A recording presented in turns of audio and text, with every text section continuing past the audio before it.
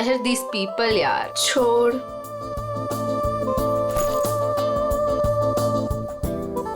हो क्या गया इस प्रिया को? प्रेजेंटेशन था और ऐसे ही उठ के आ गई। छोड़ ना। बॉस भी खूब डांटे होंगे। क्लाइंट भी नाराज लग रहे थे। कुछ भी कहो यार मीता, ये एटीट्यूड ना है तो गलत। पता नहीं क्या समझती है अपने आप को। वो ऐसा है ना कि अपने बॉस से सीधे साधे, तो उनके सीधेपन का वो गलत फायदा उठाती है। और अपने बॉस है कि कुछ कहते ही नहीं है। वैसे भी उसे पड़ी कहाँ है इस जॉब की? इतना पैसा है उसके डैडी के पास, बस टाइम पास कर रही है। कुछ भी हो, एक रिस्पॉन्सिबिलिटी नाम की कोई चीज होती है। I know. बाल देखे थे उसके सिर के, कैसे बिखरे हुए थे, जैसे किसी ने सिर के बाल नोच लिए हो।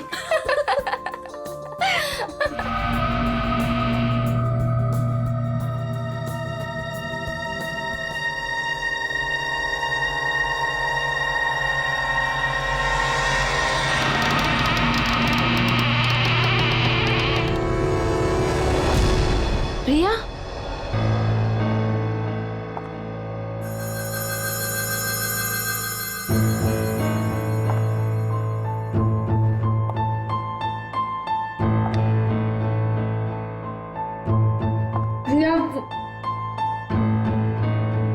प्रिया वो एक्चुअली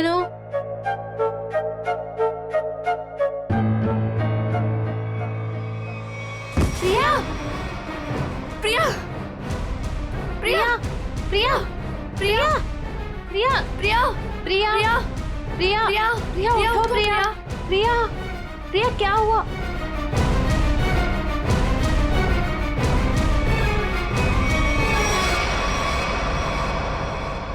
ये तो मर गई।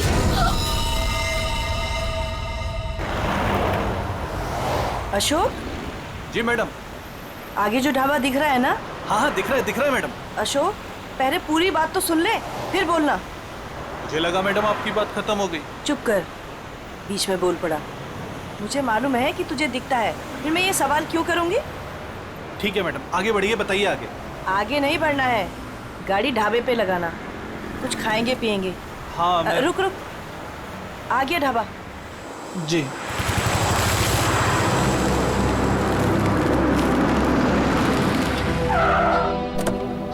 आइए साहब, उतरिए। हम क्यों उतरे? तू जा। अरे अभी तो मैम साहब ने कहा खाना खाना है, चलिए अंदर। तू जा और कुछ खाने के लिए लेके आ। साहब अंदर ढाबे में बैठकर आराम से खाइए ना, आइए ना। वहाँ जाने का मन नहीं हो रहा है, तू जा, हम लोग गाड़ी में खाते खाते निकल जाएंगे। ठीक है, लेकिन क्या लेकर आऊं साहब? जो हमें अच्छा लगे। मैडम हमको क्या पता चलेगा कि आपको क्या अच्छा लगेगा? साहब आप ही बताइए ना, क्या लेकर आए हम? तुझे बोला ना, जो अच्छा लगे वो लेके आ, थप्पड़ खाएगा। जा जल्दी। लाते हैं, अपनी मर्जी से ही लाते हैं। कह दिया कि अपनी मर्जी से लेकर आओ। अब अपनी मर्जी से कुछ भी लेकर आएंगे तो कहेंगे ये काहे लेकर आया, वो काहे लेकर आया।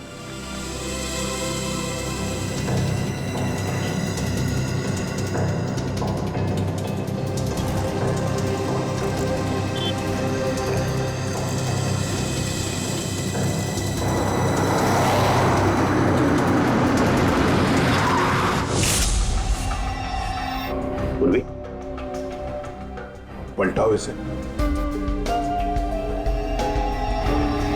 सर, कोई घाव या चोट का निशान नहीं।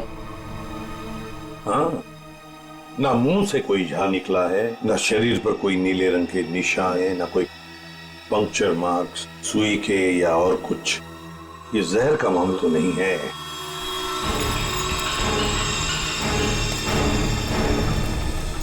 सर, हाँ, सर अंदर से भी ऐसा कोई सामान नहीं मिला जिससे इसकी मौत के बारे में कुछ पता चल सके। सर ये बैग मिला है जिसमें मेकअप का सामान पड़ा हुआ था। मेकअप का सामान?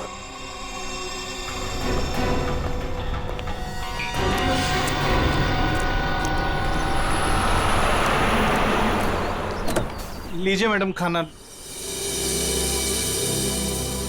साहब जी खाना ले आए हैं हम। मैडम लगता है दोनों सो गए, हमको खाना लाने भेजे। और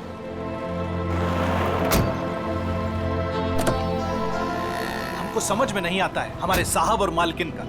हमको बोले खाना लाओ और जरूर दवाई खाकर सो गए होंगे। 50 बार समझाया है कि भैया खाना खाने के बाद दवाई खाओ, पर नहीं, भूल जाते हैं। लगता है कि कुंभकर्ण जो बूटी खाता था वही इनकी दवाई में मिला दी है डॉक्टर ने। चलो चलते हैं घर लेके। कहा है ना कि रास्ते में जगेंगे तो खिला देंगे, नहीं तो हम तो हैं ही। चल हमरी राम प्यारी। ये बैग किसका है? सर ये प्रिया का है। प्रिया का बैग है। वैसे मीता और शीना, वैसे प्रिया आप दोनों के सामने बाहर आई, फिर वहीं पर गिरी और अपना दम तोड़ दिया, है ना? तुम दोनों ही थी ना? Yes sir. लेकिन सर हमें नहीं मालूम कि वो कैसे मर गई। वो तो हम पता लगा लेंगे, तुम घबराओ मत। वैसे प्रिया ऑफिस कब आई थी? सर ये सब होने से कोई 25 मिनट पहले। वो ऑलरेडी लेट थी सर प्रेजेंटेशन के लिए। हम लोग उसका इंतजार कर रहे थे। क्लाइंट्स भी नाराज थे। वो आई, उसने सबको सॉरी बोला और प्रेजेंटेशन शुरू किया। पर वो थोड़ा लॉस्ट लग रही थी सर, नर्वस भी लग रही थी। क्लाइंट्स भी इंप्रेस नहीं थे, तो मैं उसे बाहर लेकर गया और समझाया कि उसे रेस्ट की जरूरत है। She was looking lost. Then I told her, go to the washroom and get freshen up. Look presentable. और फिर 15-20 मिनट के बाद में मीता और शीना के चीखने की आवाज आई। हम भागकर वहां पहुंचे तो प्रिया मरी पड़ी थी। निखिल, काम करो। प्रिया की बॉडी, प्रिया की बैग, उसके अंदर जो भी सामान है, कॉस्मेटिक्स वगैरह, और फिर खाने पीने की चीजें, सब का सब फोरेंसिक लैब भेज दो। वैसे प्रिया का पर्सनल नंबर या फिर उसके घर का नंबर, उसके घर वालों का नंबर तो होंगे ना शायद आपके पास? और यस सर, मेरे पास उसके मम्मी और पापा दोनों का नंबर है।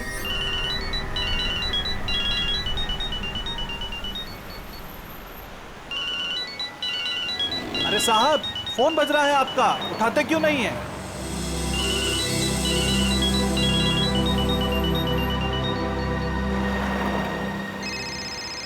अरे अब मैडम आपका फोन बज रहा है, आप भी नहीं उठा रही हैं। अरे मैडम जी, अब आपका भी फोन बज रहा है। दोनों घोड़े बेचकर सो रहे हैं।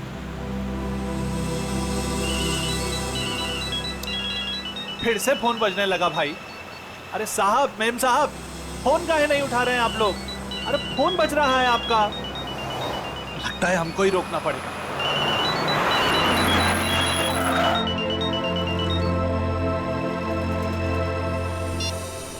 हेलो, कौन? मिस्टर कुमार? नहीं, हम अशोक बोल रहे हैं, बोलिए। अशोक? तुम कौन हो? साहब के सारथी बोल रहे हैं, बोलिए।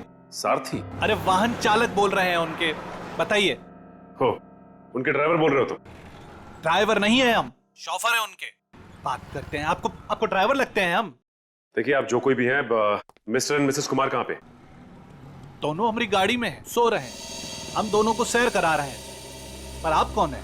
आप पहचान वाले नहीं लगते। देखिए, मैं सीआईडी से बोल रहा हूँ। सीआईडी? क्या हुआ साहब? आप मिस्टर एंड मिसेस कुमार को प्रिया के ऑफिस में लेके आइए प्लीज। वो तो ठीक है साहब, लेकिन हुआ क्या? सब ठीक तो है ना? प्लीज आप आ जाइए, फिर बात करते हैं, ठीक है? हाँ साहब, हम तुरंत आते हैं।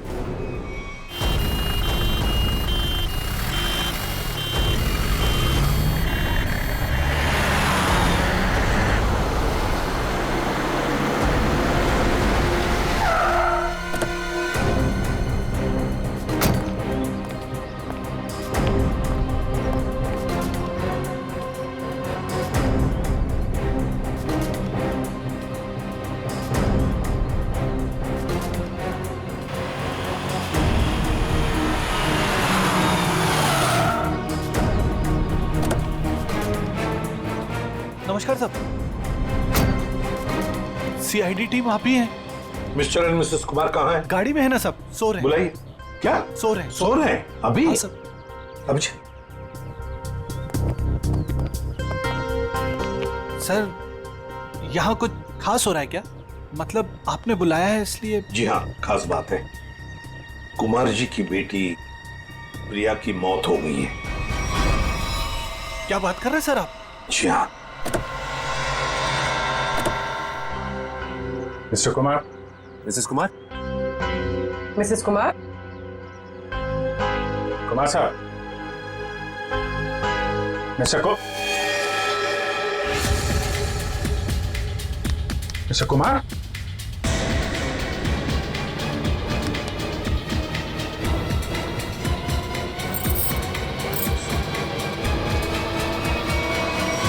My God. सर ये भी। सचिन, कब से नौकरी कर रहे हो तुम कुमार जी के पास? साहब पिछले 3 सालों से हूँ साहब के पास। 3 साल? जी सर। चेक करो, देखो मौत की वजह पता चलती है क्या है। साहब, हाँ। मिस्टर कुमार और मिसेस कुमार ये दोनों तो मर चुके हैं। क्या? नहीं सर। हाँ पूर्वी।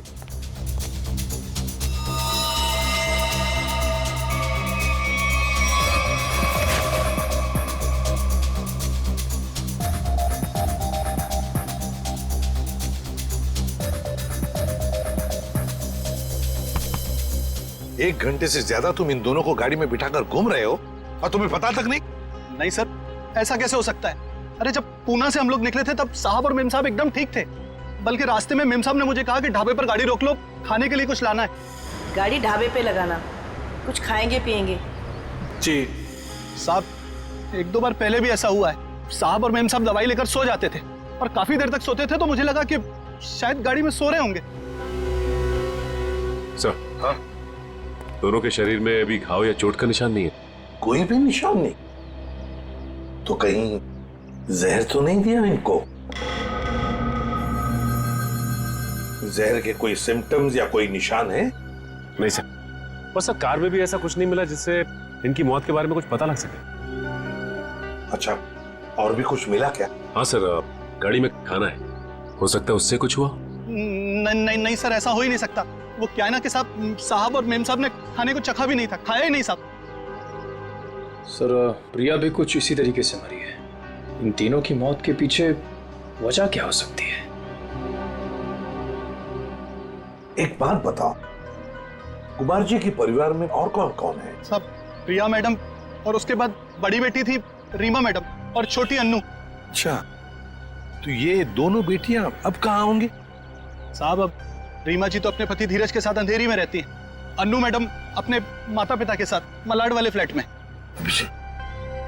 नंबर है इनके आपके पास? हाँ है ना सर। सचिन, ये सब अन्नू मैडम का नंबर है सर।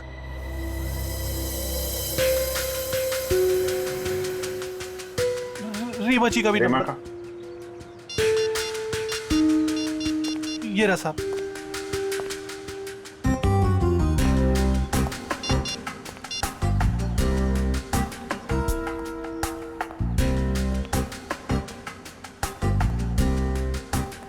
हेलो रीमा जी, मैं सीआईडी से इंस्पेक्टर अभिजीत बोल रहा हूँ।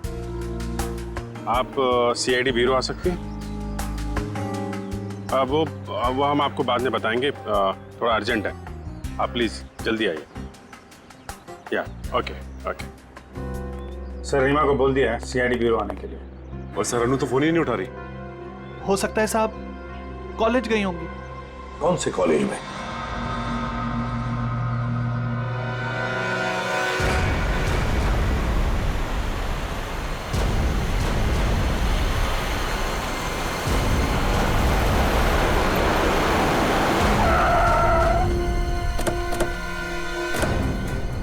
कॉलेज भी नहीं गए अन्नू और फोन भी लगातार बज रहा है। हाँ, आखिरी बार ट्रेस हुआ यहाँ, इसी घर पर।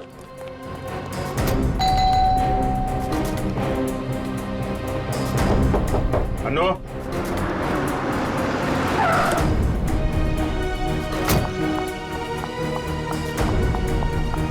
अनु ठीक तो होगी ना? आप लोग कौन? जी, मैं इस घर की बड़ी बेटी हूँ रीमा, और ये मेरे पति है धीरज। अंदर से निखिल, पीछे की तरफ जाओ, देखो वहां पर है क्या। एक्सक्यूज मी, चाबी है आपके पास? जी नहीं। जी नहीं। खोल देते हैं। धीरज, अनु ठीक तो होगी ना? फोन भी नहीं उठा रही, लैंडलाइन। घबराओ मत, सब ठीक होगा।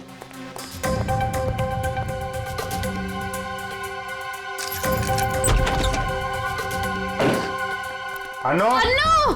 अनु! अनु! अनु!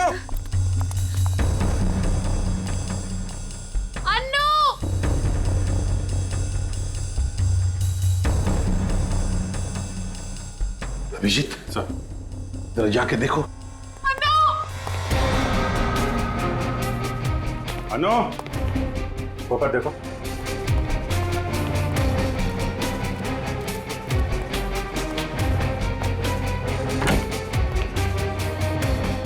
हाँ सचिन। अनु यहाँ पे नहीं है सर। नहीं, सब ठीक होगा। सर ये क्या हो रहा है? पहले मेरे माँ बाप चले गए, फिर प्रिया और अब अनु का कुछ पता नहीं चल रहा है। सब पता चल जाएगा।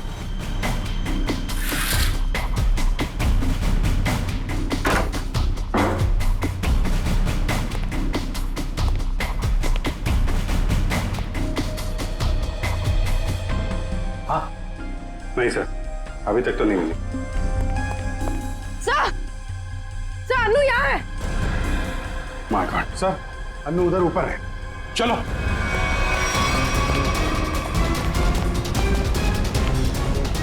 अनु जिंदा है, बेहोश है। इसको हॉस्पिटल लेके चलना पड़ेगा जल्दी। सचिन।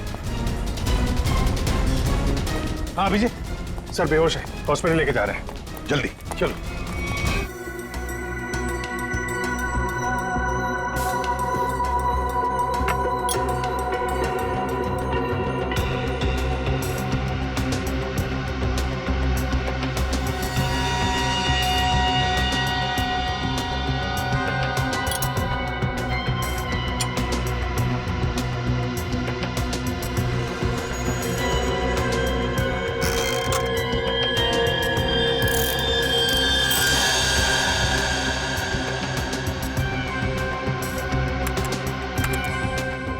अच्छा, तो ये बात है। यार बात क्या, ये तो बता। बॉस, इन तीनों की मौत जहर की वजह से हुई है। जहर से? यार सालुंखे मान लिया कि इनकी मौत जहर से हुई है, पर कहीं पर भी इनके शरीर पर जहर अंदर जाने का निशान नहीं है, ना कोई रंग बदला इनके शरीर का, और तू कह रहा है जहर से मौत हुई है? यही तो बात है, यही बात है जो मेरी भी समझ में नहीं आ रही है कि इन तीनों की मौत जहर की वजह से हुई है, लेकिन इनका शरीर नीला क्यों नहीं पड़ा? बस ये गुत्थी है जो अभी सुलझ नहीं पा रही है। मैं भी सोच रहा हूं कि अगर इनकी मौत जहर से हुई है तो कैसे हुई है? जहर इनके शरीर में इंजेक्ट भी नहीं किया गया है, कोई एविडेंस नहीं। खाने पीने की चीज की वजह से भी इनके शरीर में जहर नहीं गया है, किसी और तरीके से भी नहीं गया है, कोई मेकअप या कॉस्मेटिक की वजह से। ये जहर इनके शरीर में गया कैसे? सर मैंने उस कार को भी चेक किया जहां पर मिस्टर एंड मिसेस कुमार की लाश मिली। वहां पर भी कोई जहर या जहरीली गैस के ट्रेसेस नहीं मिले। Salunkhe, mister and Mrs Kumar की मौत पुणे से मुंबई आते वक्त गाड़ी में हुई, और प्रिया की मौत उसकी अंधेरी वाली ऑफिस के वॉशरूम में हुई, मीलों दूर, मगर एक ही वक्त पर और एक जैसे ही जहर से। कैसे? बता ना। अच्छा चल, ये तो बता सकता है कि कौन सा जहर था? बस वो कुछ टेस्ट अभी करना बाकी है, उसके बाद पता चलेगा कि वो जहर कौन सा था और जहर कैसे गया इनके शरीर में। सर, हाँ सर, अनु को ऑब्जर्वेशन में रखा गया है और डॉक्टर्स का कहना है कि आने वाले 24 घंटे उसके लिए बहुत क्रिटिकल हो सकते हैं सर। तो डॉक्टर ने बताया नहीं किस वजह से बेहोश हो गई? सर जहर का असर हुआ उसे। क्या? जहर से? हाँ सर। और सर अजीब बात तो यह है कि उसके शरीर में यह जहर ना ही किसी इंजेक्शन से गया है और ना ही किसी खाने की चीज से। ऐसे लगता है जरूर कोई ना कोई तो है जो इस पूरी कुमार फैमिली को खत्म करना चाहता है। सर पूरी कुमार फैमिली ने, बड़ी बहन रीमा को तो कुछ भी नहीं हुआ। बस रीमा के खून का टेस्ट किया है मैंने, उसके शरीर में जहर नहीं है। मगर सर पूरी फैमिली को कोई क्यों मारना चाहेगा? किसी ना किसी को तो फायदा है कुमार फैमिली को खत्म करके, पर कौन? कौन है वो और फिर क्यों? कहीं ये प्रॉपर्टी का चक्कर तो नहीं? धीरज जी, 3 लोगों की जानें ली गई है। एक अनु जिंदगी और मौत के बीच में झूल रही है, मगर तुम दोनों, तुम और तुम्हारी पत्नी, तुम तो बिल्कुल ठीक ठाक हो। ये कैसे? हम ठीक हैं, इसका मतलब ये नहीं कि हम उनके दुश्मन हैं। तो फिर और कौन हो सकता है तुम्हारे अलावा? कोई भी हो सकता है। इतना बड़ा बिजनेस है, होगा कोई जिसकी आंखों में ये धन दौलत चुभ रही होगी। वही तो हम जानना चाहते हैं, खूनी कौन है? मुझे नहीं पता कि उनका खूनी कौन है, लेकिन उनकी मौत का इल्जाम अब हम पर मत लगाइए। आप क्या चाहती हैं? सीआईडी ये मान ले कि आप दोनों बेकसूर हैं? मत मानिए हमें बेकसूर, लेकिन मेरे माँ बाप और बहन थे वो। हम अपने परिवार वालों को खत्म नहीं कर सकते। मैडम, ये कहीं नहीं लिखा कि कोई अपने परिवार वाले को मार नहीं सकता। मेरे पास आपके टेढ़े मेढ़े सवालों का जवाब नहीं है। अगर आपको लगता है कि उनका खून हुआ है, तो पता लगा है कि उनका खूनी कौन है। सर, मुझे लगता है कि सारे खून धीरज साहब कर रहे हैं। क्यों भाई, तुम्हें ऐसा क्यों लग रहा है? अब वो क्या है ना साहब के धीरज साहब आए दिन आकर साहब के पास पैसे मांगने आते थे। साहब और मीम साहब इस बात से नाराज रहते थे साहब। जी, ये धीरज काम वाम नहीं करता था क्या? क्या काम करेंगे साहब? वो कहते हैं ना कि जब ससुर दौलत का समंदर हो तो इस तरीके के दामाद बाज कैसे आने वाले हैं। अच्छा, ये धीरज इतने सारे पैसों का करता क्या था? अरे बोलो ना भाई, क्या करता था? साहब वो जुए और शराब की लत। वो कहते हैं ना साहब कि एक बार ये लत लग जाए तो अच्छे बर्बाद हो जाते हैं। मैं तो कहता हूँ साहब 2-4 लाख रुपया नहीं, 10-20 लाख भी होता तो सब हवा हो जाता। मैंने बड़े बड़े महलों को शराब के प्यालों में बहते हुए देखा है साहब। हमारे धीरज साहब भी कुछ उसी तरीके के आदमी हैं साहब। हाँ, वही हुआ होगा ना सर। मिस्टर कुमार से उसने पैसे मांगे होंगे, मिस्टर कुमार ने मना कर दिया होगा, तो गुस्से में आके इसने उनका खून कर दिया। वही हो सकता है साहब, लेकिन हमारे साहब भी क्या करते, किस किस को पैसा बांटते साहब। और पैसों के लिए तो रोजाना झगड़े होते थे घर में। अभी 3-4 महीने पहले भी झगड़ा हुआ था धीरज साहब का और वरुण साहब का, वो प्रिया दीदी के पति का। क्या? प्रिया का पति भी है नहीं साहब, थे। वो 3 महीना पहले कार एक्सीडेंट में उनकी मौत हुई ना साहब। कार एक्सीडेंट में? अच्छा, ये बताओ कि ये झगड़े के कितने दिन बाद वरुण का एक्सीडेंट हुआ था? 1 हफ्ते के बाद सर। सर, ये एक्सीडेंट है या मर्डर?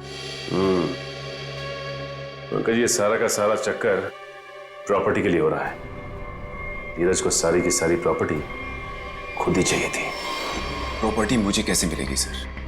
बताओ, चल बता देता हूं। अगर पूरा का पूरा कुमार खानदान मिट गया तो सारी प्रॉपर्टी किसे मिलेगी?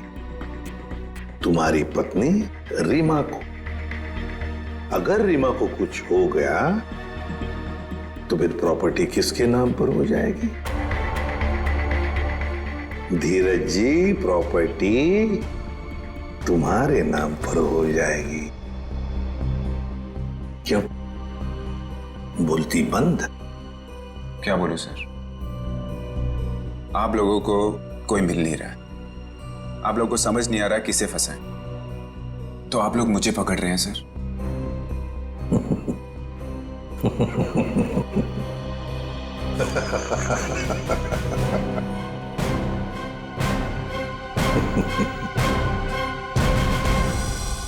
कुमार साहब की सारी जायदाद उनके बच्चों के नाम पर है। अगर बच्चों को कुछ हो जाता है तो ये सारी जायदाद एक ट्रस्ट को चली जाएगी।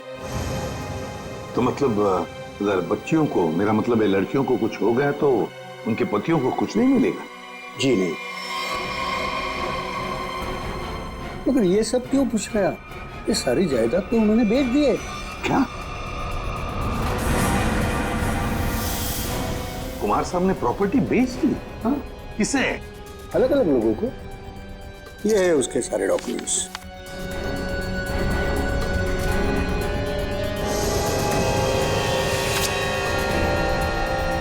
गोवा की प्रॉपर्टी, पूना की प्रॉपर्टी, महाबलेश्वर वाली प्रॉपर्टी, और हाँ, सारे पेपर्स पे उनके साइन है। साइन? ये सारे डॉक्यूमेंट्स मुझे आज ही अभी मिले हैं कुरियर से। क्या? ये सारी प्रॉपर्टीज के पेपर आज ही मिले आपको? हाँ। और ये जो प्रॉपर्टी बेच के जो पैसे मिले वो कहाँ है? मुझे नहीं पता सर, कुमार साहब ने ये सब अचानक भेज दिया। ये जानकर मैं उनको फोन करने वाला था, मगर पता चला कि उनकी मौत हो गई। फिर हाँ, तो मैंने सारे खरीदारों को फोन किया था, तो उन्होंने बताया कि ये सारी डीलिंग एक ही एजेंट के जरिए हुई है। बायर्स की कुमार साहब से मुलाकात तक नहीं हुई है। सारी प्रॉपर्टी की डील एक एजेंट ने की है? जैसे कि बायर्स ने उसका हुलिया बताया था, उसके मुताबिक तो एक ही एजेंट हो सकता है। गाड़ी, बड़ा चश्मा और हाँ, गोल्ड कैप भी थी। क्या आप ऐसे किसी एजेंट को जानते हैं जिसने कुमार जी के लिए पहले भी कुछ काम किया हो? नहीं। पापा हमें बिना बताए ऐसा कर ही नहीं सकते। ये पक्का किसी की चाल है प्रॉपर्टी हड़पने की। सर, रीना बिल्कुल सही कह रही है। मुझे लगता है कोई हमारे साथ गेम खेल रहा है। पापा ऐसा बिल्कुल नहीं कर सकते हैं। और करते भी तो हमें पता होता कि पैसे कहाँ हैं। सर, मुझे लगता है ये सिग्नेचर नकली है। किसी ने पापा के सिग्नेचर कॉपी करे हैं। जी नहीं, सिग्नेचर्स मैंने चेक किए, और नहीं है, कुमार साहब के ही है। अंकल, आप पापा को जानते हैं। पापा ऐसा कर ही नहीं सकते। वो हमें बिना बताए इतना बड़ा फैसला ले ही नहीं सकते। ये पक्का किसी की चाल है, कोई फ्रॉडरी, कोई फ्रॉड है। कोई तो है जो इन सब चीजों पे नजर रख रहा है, वरना ऐसे कैसे हो सकता है कि आज ही प्रॉपर्टी के पेपर आए और आज ही कुमार साहब की मौत हो गई। हाँ, ताकि कुमार साहब किसी को सच्चाई बता ना सके। सर, लेकिन ये कर कौन सकता है तो कोई ये परिवार वाला ही, वरना बाहर वाले को कुमार साहब से साइन लेना और उनको बिना शक हुए आसान नहीं है।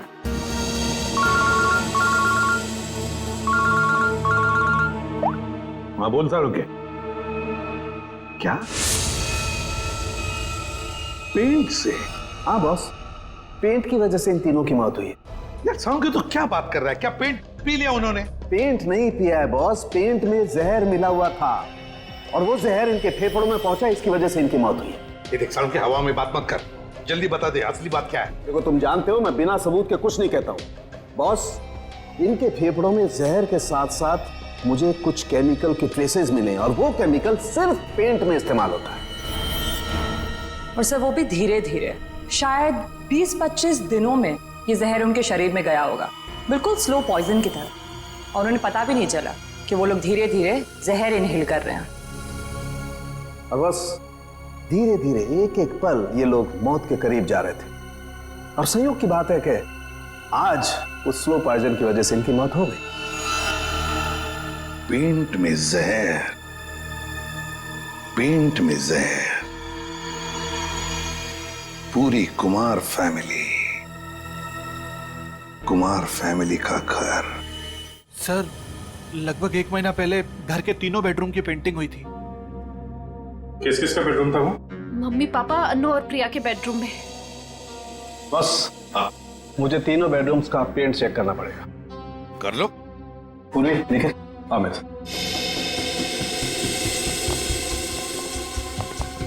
ये पेंटिंग का कॉन्ट्रैक्ट किसने लिया था? सर, विपुल नाम का कॉन्ट्रैक्टर है, उसे कॉन्ट्रैक्ट दिया गया था पेंटिंग का। निखिल, पूर्वी, तुम इन दोनों रूम्स में जाओ और दोनों रूम्स के पेंट को स्क्रैच करके लेकर के आओ। सर, ले लो। और सुनो, ये मास्क जरूर पहन लेना, ठीक है? सर, एक बात मुझे अभी भी समझ में नहीं है। पेंट में जहर की वजह से तीनों की मौत हुई थी, लेकिन जो इस घर में काम कर रहे हैं उन्हें कुछ क्यों नहीं हुआ? सिंपल बात है ना धीरज, जो लोग इस घर में काम करते हैं वो बेडरूम में ज्यादा वक्त नहीं गुजारते। बेडरूम में तो घर के लोग रहते हैं ना ज्यादा देर तक। रात में दिन में भी कभी कभी आदमी सो जाता है, तो असर उन्हीं पे ज्यादा होगा।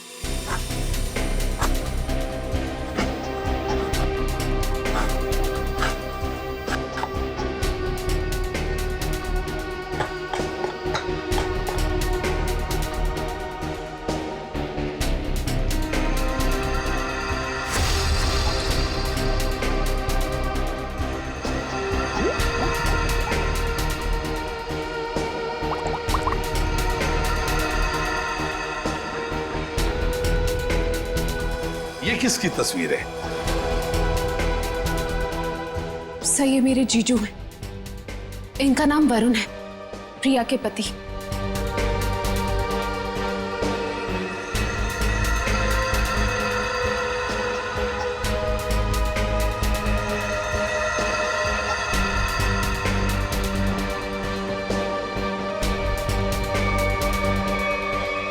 बॉस कंफर्म हो गया, तीनों बेडरूम के पेंट में जहर है।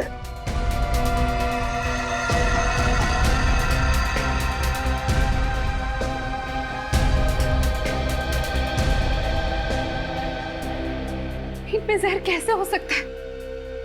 कौन कर सकता है और क्यों? पेंटिंग कॉन्ट्रैक्टर विपुल, उठाओ उसे। सर मैं पेंट में जहर क्यों डालूंगा? मेरी क्या दुश्मनी होगी कुमार फैमिली से? जिसकी दुश्मनी थी कुमार फैमिली से उसने कहा होगा। हाँ सर, और उसके बदले में मोटी रकम ली होगी इसने। सर आप ऐसा क्यों कह रहे हो? मैं कॉन्ट्रैक्टर हूँ, खूनी नहीं। मैं सच कह रहा हूँ। मुझे तो ये भी नहीं पता कि उस पेंट में जहर था या नहीं। नाटक मत कर, ये नाटक हम लोग रोज देखते हैं। सर अगर मुझे पता होता कि पेंट में जहर है तो मैं ये कॉन्ट्रैक्ट कभी लेता ही नहीं। और मैं अपनी और अपने लोगों की जान खतरे में क्यों डालूंगा? तो क्या पेंट में जहर फैक्ट्री में से भर के आया है? मुझे नहीं पता सर, और वो पेंट मैंने खरीदा भी नहीं था। तो किसने खरीदा था? प्रिया जी के पति वरुण साहब ने वो पेंट पहले से खरीद रखा था। और उन्हीं ने मुझे वो एक कॉन्ट्रैक्ट दिया था। और अचानक उनकी मौत हो गई तो ये काम भी बीच में बंद हो गया।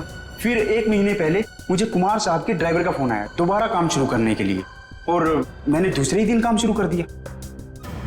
जब दोबारा काम शुरू किया तब पेंट कौन लाया था? वो पहले वाला पेंट जो बंगलों में स्टोर रूम में था वही हमने यूज किया। सर स्टोर रूम में कोई भी आसानी से घुस सकता है, और इन 3 महीनों में कोई भी कभी भी जहर मिला सकता है। जाओ तुम जा सकते हो। जी सर। हाँ सर। हाँ सचिन। सर उस एक्सीडेंट में वरुण पूरी तरह से जल गया था। अच्छा, तो फिर आइडेंटिफाई कैसे किया, पहचान कैसे की उसकी? उसकी डेंटल रिकॉर्ड से सर। डेंटल रिकॉर्ड से पता चला कि वो लाश वरुण की है। तो क्या एक्सीडेंट था या खून? सर पुलिस का ऐसा मानना है कि वो खून नहीं था बल्कि एक्सीडेंट था। और उनका तो ये भी कहना है कि कुमार फैमिली में आपस में काफी प्रॉब्लम्स थी, लेकिन उसके बावजूद उनको अब तक कोई भी सबूत नहीं मिला सर। और कुछ? सर हाँ, ये वरुण की एक दोस्त दिशा, उसके साथ अक्सर वो फोन पे बातें किया करता था घंटों घंटों। और जिस वक्त एक्सीडेंट हुआ उससे पहले भी वो दिशा से फोन पे बात कर रहा था गाड़ी चलाते हुए। यही आई विटनेस का भी कहना है। इसीलिए वो सामने से आती हुई गाड़ी को देख नहीं पाया और गाड़ी खाई में गिर गई। दिशा? तो लोकल पुलिस ने दिशा से बातचीत भी की होगी, पूछताछ की होगी। कुछ बताया तुम्हें? हाँ सर, उन्होंने बात की। उनका कहना है कि फोन करते वक्त जिस समय फोन पे बात हो रही थी उस वक्त ये दिशा घर पे ही थी, और साथ ही साथ जब ये एक्सीडेंट की खबर मिली तो सुन के उसे बहुत धक्का लगा। एक शादीशुदा आदमी पराई लड़की से 2-2 घंटे तक बात करता था। पता नहीं उसकी पत्नी प्रिया को यह बात मालूम थी या नहीं। दिशा, दिशा। सर 3 महीने पुराने केस की आप अभी तक तहकीकात कर रहे हैं? मैं ऑलरेडी पुलिस को वो सब कुछ बता चुकी हूँ जो भी मुझे पता था। अब कैसी पूछताछ? देखिए दिशा जी, हमें इस बात के सबूत मिले हैं कि कुमार की फैमिली के सदस्यों को कोई एक एक करके मार रहा है। इसलिए वरुण की मौत में भी हमें कुछ गड़बड़ नजर आ रही है। शायद उसकी मौत एक्सीडेंट नहीं, मर्डर है। मतलब वरुण की मौत एक हादसा नहीं थी? अब इस बात की तो जांच चल रही है। आप हमें वरुण के बारे में और क्या बता सकती हैं? देखिए, मैं बस इतना बता सकती हूँ कि उसकी अपनी पत्नी से बनती नहीं थी और वो उसे डिवोर्स भी देना चाहता था, पर वो इसके सख्त खिलाफ थी। ये बात आपको वरुण ने बताई? क्यों? काफी देर रात तक 2-3 घंटे आप दोनों बैठ के बात करते थे, तो कुछ तो खास बात होगी। एक्चुअली सर, हम दोनों एक दूसरे से बेहद प्यार करते थे और शादी भी करना चाहते थे। अच्छा, तो शायद इसीलिए वरुण की पत्नी प्रिया उसे डिवोर्स नहीं देना चाहती थी। शायद। अच्छा, आपको ऐसा लगता है कि ये प्रिया वरुण को जान से मार सकती? पता नहीं सर। अच्छा, क्या ऐसा हो सकता है कि वरुण अभी भी जिंदा हो और कहीं छुप के बैठा हो? क्या बात कर रहे हैं सर? पुलिस ने खुद उस लाश के डेंटल रिकॉर्ड्स को वरुण के डेंटल रिकॉर्ड से मैच करके ही तो उसकी शिनाख्त की है। आपको उनके काम पर भरोसा नहीं? नहीं, वो ऐसी बात नहीं है। हम इस केस के हर पहलू को देखते हैं, और आप वरुण की इतनी करीबी हैं, बहुत कुछ जानती है उसके बारे में, इसीलिए आपसे पूछा। सर, एक तो आप लोग मुंह में उंगली डालकर बात निकलवाते हैं, और जब बता दो तो आप बताने वाले पर ही शक करने लगते हैं। क्या करें, हमारा काम ही कुछ ऐसा है। हम लोग शक से शुरू करते हैं और फिर सबूत तक पहुंच जाते हैं। सर, इन्होंने तो कहा था कि इस घर में ये अकेली रहती है, पर अंदर बेडरूम की अलमारी से ये किसी आदमी के कपड़े मिले, बहुत सलीके से रखे हुए थे। दिशा जी, कुछ बताएंगे आप इन कपड़ों के बारे में? वरुण के हैं। वरुण के कपड़े अभी भी आपकी अलमारी में? मतलब? ये तब के हैं जब वो जिंदा था और कभी कभी प्रिया से छुपके मेरे घर रुकने आया करता था। मैं कभी इन्हें फेंक ही नहीं पाई, हिम्मत ही नहीं हुई। इन्हें देख के मुझे उसकी याद आती है और उसे याद करना मुझे अच्छा लगता है। माफ कीजिए दिशा जी, हमने आपका दिल दुखाया, पर हम बस अपना काम कर रहे थे। Thank you very much.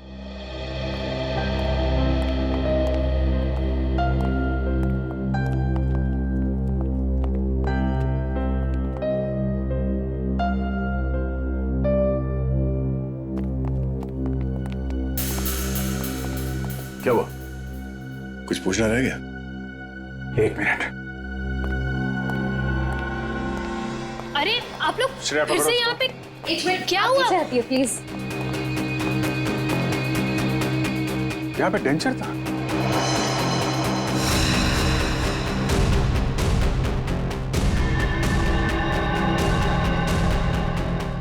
मैंने दांतों का सेट देखा था इस पानी में, अभी गायब है। दांतों का सेट यहाँ पे?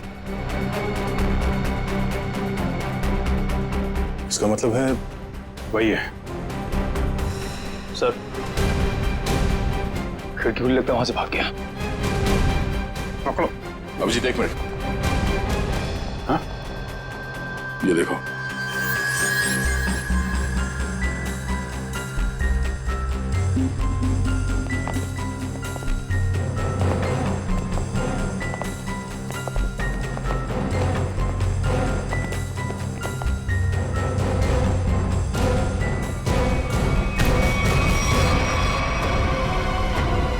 नकली दांतों ने फंसा दिया। अब तुझे इसे दोबारा लगाने की जरूरत नहीं पड़ेगी।